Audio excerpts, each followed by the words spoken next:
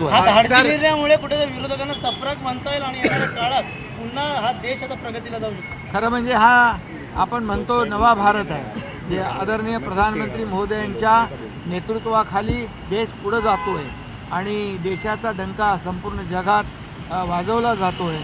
आणि म्हणूनच विरोधकांना देखील एक काय म्हणून चपराक नाही, परंतु खऱ्या अर्थाने जे विरोधात बोलतात प्रधानमंत्री महोदयांच्या, त्यांना एक मोठी चपराक आहे.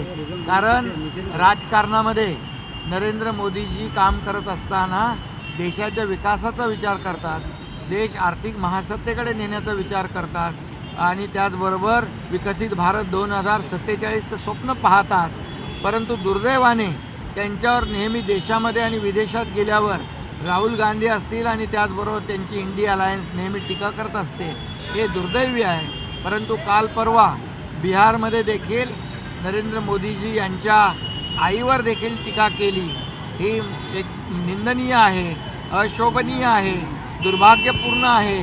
आणि म्हणून मोदी साहेबांची आईचा अपमान म्हणजे तमाम या देशातल्या माता भगिनींचा अपमान आहे.